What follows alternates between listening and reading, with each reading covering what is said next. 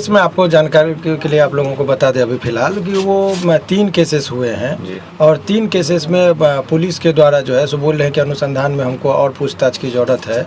तो 7 दिन का जुडिशियल रिमांड को माना गया था, लेकिन जज साहब बहुत मशक्क़त के बाद चूँकि कुछ चीज़ को कोर्ट के सामने रखी गई तो 24 घंटा के लिए इनको रिमांड पर दिया गया है। 24 घंटा के लिए। इससे ज़्यादा का बात अभी चूँकि मेरिट पर केस पर जब देखा जाएगा तो कुछ धाराएँ ऐसी है जो देखने से पता चलता है कि वो धारा आईपीसी में है ही नहीं। ऐसे धाराओं का भी इम्पोजिशन हुआ है तो सब भी न्यायालय के समक्ष संज्ञान में आया, जिस पर न्यायालय ने करीब थोड़ा सा तेवर जो है सो उस पर अपना रखे कि ये कुछ धाराएं ऐसे है। तो यही निर्देश स्पेशली दिया गया कि आप जो भी नियम पालन है, टॉर्चर नहीं करेंगे, मारपीट नहीं करेंगे, ये सब कहते हुए न्यायालय ने उनको। सर, सूचना ऐसी बाहर निकल के आ रही कि जो तमिलनाडु पुलिस है वो ट्रांजिट रिमांड पे ले जाएगी। अगर ले जाएगी अभी तमिलनाडु पुलिस की जो भी बात है, अभी इस केस में मनीष कश्यप जी के संबंध में सब मनगढ़ंत बात है।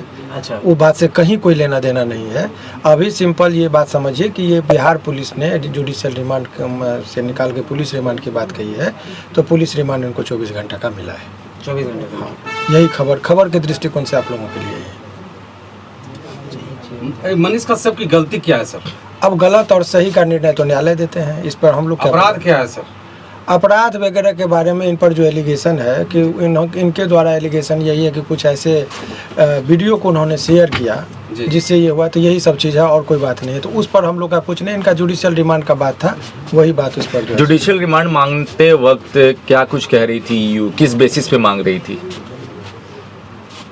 उनका यही कहना है कि अनुसंधान पूरा नहीं हुआ है, इसमें कुछ पूछताछ और फर्दर 24 घंटा में वो नहीं हुआ है, तो 24 घंटा का जो है सो इनको और फर्दर टाइम चाहिए। 167 जो है सीआरपीसी, उस धारा के अंतर्गत इन्होंने कहा है और माननीय न्यायालय ने उनको जो है सो स्वीकार अभी 24 घंटा के लिए किया है। इतना ही चीज़। सर, मनीष कश्यप ने अपना गुनाह कबूल कर लिया? ये सब बातें जो है सो कन्फेशनल स्टेटमेंट की बातें कही जा रही है, लेकिन इस तरह की कोई बात अभी नहीं है, कोई गुनाह नहीं है। देखिए, आप एक चीज़ समझिए कि जब किसी भी व्यक्ति पर केस होता है, अनुसंधान होता है, चार्जशीट होता है, कन्फेशनल स्टेटमेंट का कोई महत्व नहीं होता है। सीआरपीसी के इंडियन एविडेंस एक्ट का जो है उसमें एक चीज़ समझिए कि कन्फेशन बिफोर द पुलिस, उसका कोई महत्व नहीं। तो कुछ कन्फेशनल स्टेटमेंट वो भी मनीष कश्यप ने अन्य लोगों की बातें कही जा रही है, लेकिन इनके द्वारा नहीं है। तो वो सब तमाम तरह का चीज़ है, जब वो चार्जशीट जमा होगा तब आप लोगों के लिए होगा। अभी फ़िलहाल यही समझिए कि जुडिशियल रिमांड, हालांकि वो चूँकि ये पूरा केस ही जुडिशियल रिमांड का जो क्वेरी था, जज साहब का ये कहना था कि ये होल केस डॉक्यूमेंट्स पर आधारित है, वो जुडिशियल रिमांड की ज़रूरत कहाँ पड़ती है, वो एक आप जानना चाहेंगे। हमने जुडिशियल रिमांड वो गलत टर्म का दिया, पुलिस रिमांड की बात हो रही है। तो पुलिस रिमांड का ज़रूरत तब होता है जब कोई अनुसंधान में फर्दर पूछताछ की ज़रूरत है। मान लीजिए किसी ने हत्या कर दी, किसी ने हत्या कर दी और हत्या करने के बाद लाश को कहीं छुपा के रखा। अब वो व्यक्ति को गिरफ्तार हुआ, 24 घंटा में पता नहीं चल रहा है लाश वगैरह का। वो माने एक उदाहरण मैं दे रहा हूँ। ऐसे विकट परिस्थिति में लोग कहता है कि कुछ और रहेगा तो हमको कुछ साक्ष्य संग्रह हो जाएगा। इस केस में डॉक्यूमेंट्स पर आधारित केस है, सारा चीज़ एलिगेशन डॉक्यूमेंट्स पर है। यही है कि इन्होंने कुछ वीडियो वायरल किया जिससे 2 राज्यों के बीच में तनावपूर्ण स्थिति हुई, ये एलिगेशन है। तो वो डॉक्यूमेंट्स है, वो सारा चीज़ ऑन रिकॉर्ड है। तो वो चीज़ का जो है सो 7 दिन का जुडिशियल रिमांड, इसीलिए जज साहब ने उनके रिमांड का जो था, उनका पुलिस रिमांड की बात जो कही जा रही थी, उनको उन्होंने इनकार करते हुए कहा कि नहीं, तो बहुत ज़्यादा मशक्क़त के बाद 24 घंटे के लिए उनको दिया गया। अगर मनीष कश्यप को सज़ा होती है तो कितनी उम्र? सज़ा की बात अभी छोड़िए, वो सब ट्रायल में होगा। अभी आप लोगों के लिए खबर ये है कि पुलिस कस्टडी जो होता है वो थोड़ा लोगों के मन में डर होता है, टॉर्चरिंग का एक डर रहता है।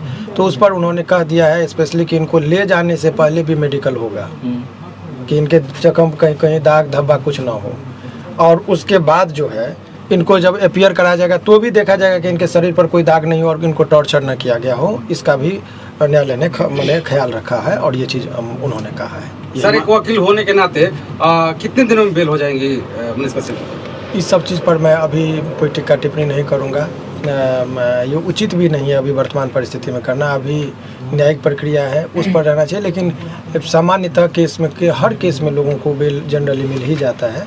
तो यदि आपने कहे तो इसमें चूँकि लोअर कोर्ट में बेल नहीं मिलती है तो सेशन में लोग जाते हैं, सेशन में नहीं मिलेगा तो हाई कोर्ट में मिलता है।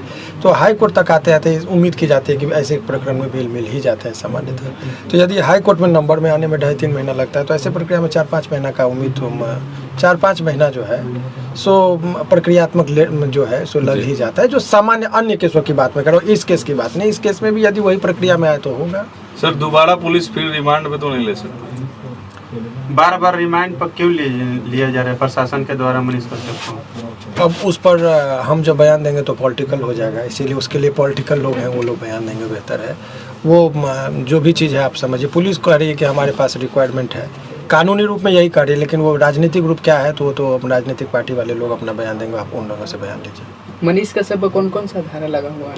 ये तो कई बार हमने जिक्र किया है, 153 का ए, 153 का बी, 468, 505 का सेक्शन लगा हुआ है। अन्य भी बहुत सारे सेक्शन है, 120 बी है, जिसमें अधिकतम सजा का प्रावधान 7 वर्ष का है। हमसे जुड़े रहने के लिए हमारे YouTube चैनल को सब्सक्राइब करें और नई वीडियो की नोटिफिकेशन के लिए बेल आइकॉन को दबाएं। अगर आप ये वीडियो Facebook पर देख रहे हैं तो लाइक जरूर करें और ज्यादा से ज्यादा शेयर करें। धन्यवाद।